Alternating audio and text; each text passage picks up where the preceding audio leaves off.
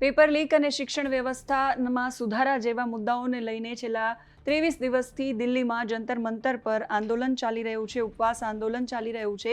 આજે એટલે કે 20 જુલાઈએ ચલો સંસદનું આહવાન સોનમ વાંગચુક દ્વારા કરવામાં આવ્યું હતું. એ બધાની વચ્ચે આ ઘટનાને લઈને સૌથી મોટી માહિતી એ સામે આવી છે કે સંસદ નજીક પ્રદર્શનકારીઓ પહોંચ્યા છે. સંસદ નજીક જે પોલીસ સ્ટેશન છે ત્યાં સુધી પ્રદર્શનકારીઓ પહોંચ્યા છે.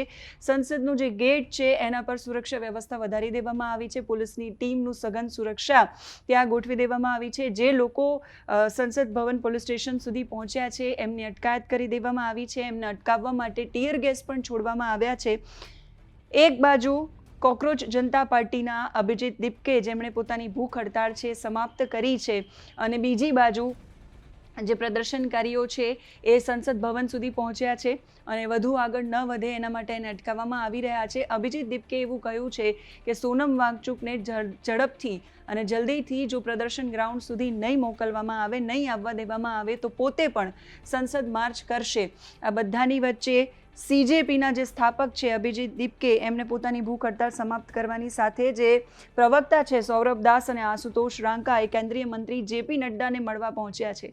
એટલે એક તરફ સોનમ વાંગચુકની 3 શરતો છે જેમાં સરકાર એમનું સાંભળે, એમની જે પેપર લીક અને બાકીની જે શિક્ષણ વ્યવસ્થાઓમાં જે નિષ્ફળતા છે એનો સરકાર સ્વીકાર કરે, એની સંપૂર્ણ જવાબદારી લે, સંસદમાં આ મુદ્દો ઉઠાવવામાં આવે એ માંગ છે. એમને સંસદ માર્ચ સુધી જવા દેવામાં આવે અને જો ન જાય તો બાકીના જે વિપક્ષના નેતાઓ છે એ પણ એમની સાથે એ માંગની સાથે સાથે હવે જેપી નડ્ડાને મળવા માટે પહોંચ્યા છે. સીજેપીના જે પ્રવક્તા છે એ જંતર મંતર પર કોકરોચ પાર્ટીના પ્રદર્શનકારીઓ પર લાઠીચાર્જ પણ કરવામાં આવ્યો છે, જેના કારણે ઘણા બધા લોકો ઇજાગ્રસ્ત પણ થયા છે અને માથા પણ ફાટી ગયા છે. પોલીસે આ વાતનો ઇનકાર કર્યો છે. જોકે પણ અમદાવાદ, સુરત સહિત ગુજરાતમાં પણ સોનમ વાંગચુકના સમર્થનમાં જે પ્રદર્શન છે કરવામાં આવી રહ્યું છે.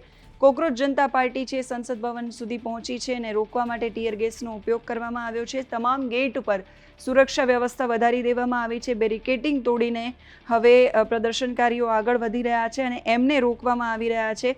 બીજી બાજુ બિહાર વિધાનસભાની અંદર પણ ધર્મેન્દ્ર પ્રધાનના રાજીનામાની માંગ કરવામાં આવી છે અને એની સાથે સાથે સોનમ વાંગચુક છે એણે ફરી એકવાર પોતે કહ્યું છે કે એમને માર્ચમાં જોડાવા દેવામાં આવે. એમણે ટ્વિટર પર પોતાના હેન્ડરાઇટિંગમાં એક લેટર લખ્યો છે અને એમાં લખ્યું છે, હોસ્પિટલમાંથી પત્ર લખીને, કે સંસદ ભવન સુધી યોજાનાર સીજેપીની માર્ચમાં એમને સામેલ થવા દેવામાં આવે. એમની હેલ્થ છે એ સારી છે એવું એમાં લખવામાં આવ્યું છે. દિલ્હીનું જે જનપથ માર્કેટ છે એ બંધ છે.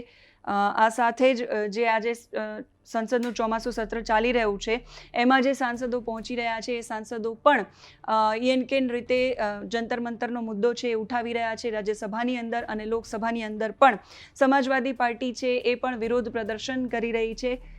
જે પ્રોટેસ્ટ ચાલી રહ્યું છે એના સમર્થનમાં સરકારનો વિરોધ કરી રહી છે. પોલીસ અને પ્રદર્શનકારીઓ વચ્ચે ઝપાઝપીની તસવીરો છે એ અલગ અલગ જગ્યાઓ પરથી સામે આવી રહી છે. સોનમ વાંગચુક અને સીજેપી છે એમની મુખ્ય માંગણીઓ જે હતી એ માંગણીઓ કેન્દ્રીય શિક્ષણ મંત્રી ધર્મેન્દ્ર પ્રધાનનું રાજીનામું લેવામાં આવે, રાષ્ટ્રીય લેવલ પર પરીક્ષાઓમાં સુધારો કરવામાં આવે, પેપર લીક છે એની એવી ઘટનાઓ રોકવામાં આવે, એના માટે કડક કાયદા બનાવવામાં આવે, પરીક્ષા એજન્સીઓની જવાબદારી છે એ પારદર્શક વ્યવસ્થાની જેમ કરવામાં આવે અને જે વિદ્યાર્થીઓએ પોતાનો જીવ ટૂંકાવ્યો છે એ વિદ્યાર્થીઓના પરિવારને વળતર આપવામાં આવે, પ્રભાવિત વિદ્યાર્થીઓને મદદ કરવામાં આવે. આ તમામ માંગ છે.